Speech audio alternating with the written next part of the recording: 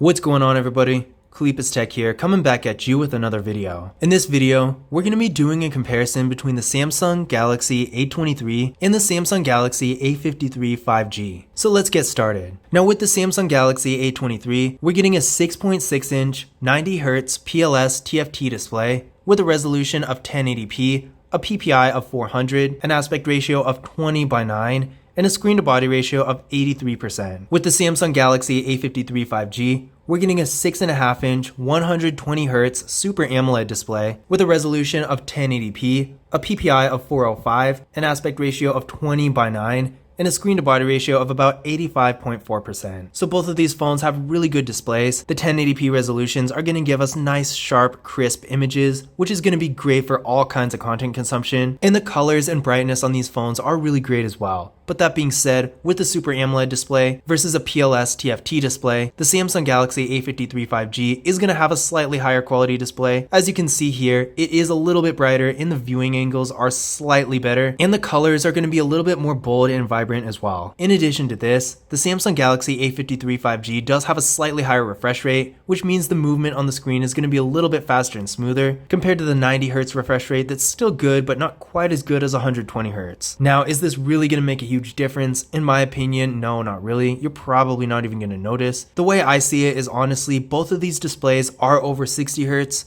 which is pretty much going to give them all the advantage they need over lots of other phones. And honestly, you're going to get a great experience either way. But that being said, if you do want the best quality between these two, I would say the Samsung Galaxy A53 5G does have a bit of an advantage here. Now for storage, both of these phones do have 128GB of internal storage with microSD card expansion, so that is a really good amount of storage no matter what you're doing with your phone. In this day and age, you really can't have too much storage. If you're a power user, 128GB is going to be a great amount for you. You can fit plenty of apps and photos and videos and stuff on there, and then if you need more space, the microSD card expansion can help you offload photos and videos. And even if you're not a power user, nowadays stuff like the system and apps and pretty much everything is all taking up more and more space as time goes on, so it's better to have more space than you think you need, because I don't know about you, but I personally rather never use the space as opposed to running out and needing more and then having to get a new phone that has more storage. So really, no matter what way you look at it, having 128GB of internal storage is great for both of these phones. Now there's no wireless charging with either of these phones, but both of them have a fingerprint scanner and face unlock. With the Samsung Galaxy A23, the fingerprint scanner is right here, and with the Samsung Galaxy A53 5G, the fingerprint scanner is on the display. So let's go ahead and try them out and see how well they work, starting with the Samsung Galaxy A23.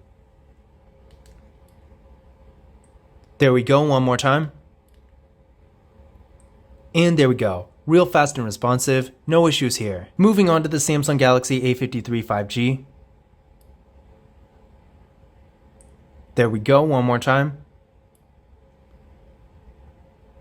And there we go. So as you can see, both fingerprint scanners were real fast and responsive, no issues there. It really just comes down to personal preference when it comes to placement. So if you want it conveniently placed on the power key, then the Samsung Galaxy A23 is going to have an advantage. But if you'd rather have it look nice and more premium, then the in-display fingerprint scanner with the Samsung Galaxy A53 5G might be a better option for you. Now taking a look at the camera setups here, with the Samsung Galaxy A23, we got a water drop notch for the front-facing camera, and this camera is 8 megapixels. And then on the back, we got a quad camera setup with a 50 megapixel main camera, a 5 megapixel ultra-wide camera, a 2 megapixel macro camera, and a 2 megapixel depth sensing camera. With the Samsung Galaxy A53 5G, we got a hole punch for the front-facing camera, and this camera is 32 megapixels. On the back, we got a quad camera setup with a 64 megapixel main camera, a 12 megapixel ultra-wide camera, a 5 megapixel macro camera, and a 5 megapixel depth sensing camera. So overall, both of these phones do have really impressive camera setups and pretty much all the features. So no matter what you're doing, whether you want to get close-up detailed images with a macro camera or capture larger sceneries with the ultra-wide camera, both of these phones will get the job done. But that being said, the Samsung Galaxy A53 5G definitely has much better camera quality, so the pictures you take with this phone are going to be a lot better looking and higher quality overall. With video, the Samsung Galaxy A23 does cap out at 1080p in both the rear and front cameras, whereas the Samsung Galaxy A53 can shoot in 4K in both the rear and front cameras. While the Samsung Galaxy A23 honestly doesn't shoot very good videos, the Samsung Galaxy A53 not only shoots really nice videos with pretty good autofocus as well, but also can shoot in 4K. So while taking photos and videos casually for social media or something like that is going to be perfectly fine on the Samsung Galaxy A23, if you want the best photo and video quality between the two, then the Samsung Galaxy A53 is going to have a huge advantage. Now internally, the Samsung Galaxy A23 is getting 4GB of RAM with the Qualcomm Snapdragon 680 4G processor. The Samsung Galaxy A53 5G is getting 6GB of RAM with the Samsung Exynos 1280 processor. Now keep in mind, as the name suggests, the Samsung Galaxy A53 5G is a 5G phone, whereas the Samsung Galaxy A23 is not.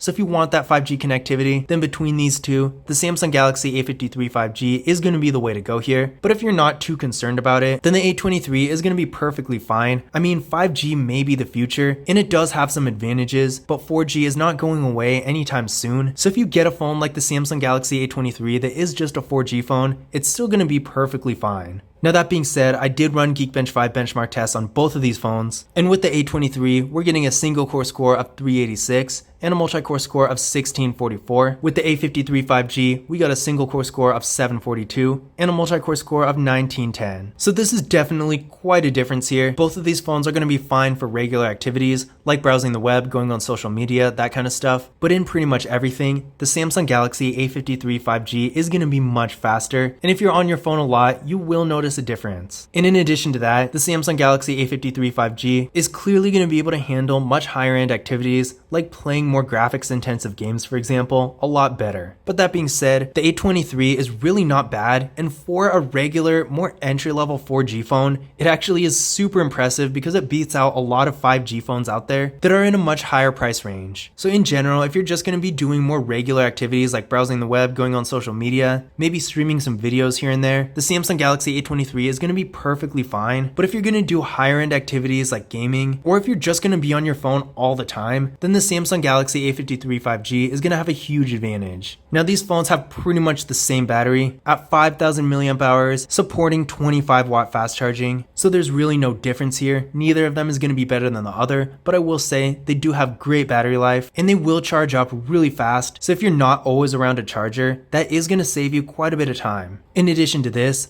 both of these phones do have NFC as well, so you can use mobile contactless payment services like Google Pay and Samsung Pay, and that's definitely a nice thing to see. But now that we've gone over some of the specs and features, let's take a closer look at the devices themselves. So on the left side here, with the Samsung Galaxy A53 5G, we got nothing. With the A23, we got the slot for the SIM card and the microSD card. On the bottom, with the A53 5G, we got the slot for the SIM card and the microSD card. With the A23, we got the 3.5mm headphone jack. For both of them, we got the microphone, USB-C ports, and the speakers. On the right side, we got the power keys, volume down, volume up. And don't forget, for the A23, the power key is also the fingerprint scanner. On the top, we got noise canceling microphones.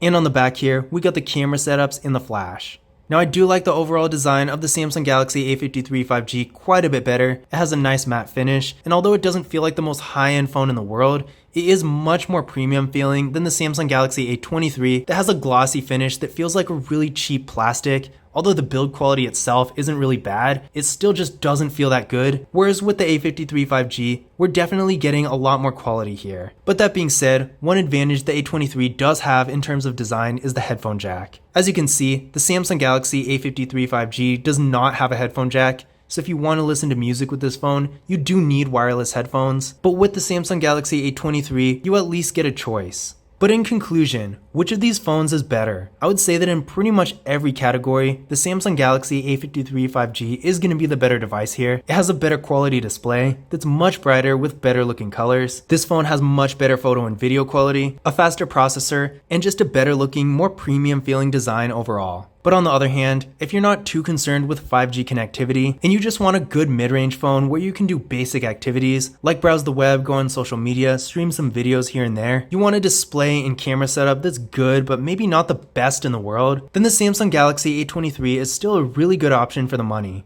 Now if you want to learn more about either of these phones, be sure to check out my full reviews of them and tips and tricks videos for them on the channel. But I hope you enjoyed the video, and I hope you found this information useful as well. If you did, don't forget to give it a thumbs up and hit that subscribe button. But as always, I will see you in the next video.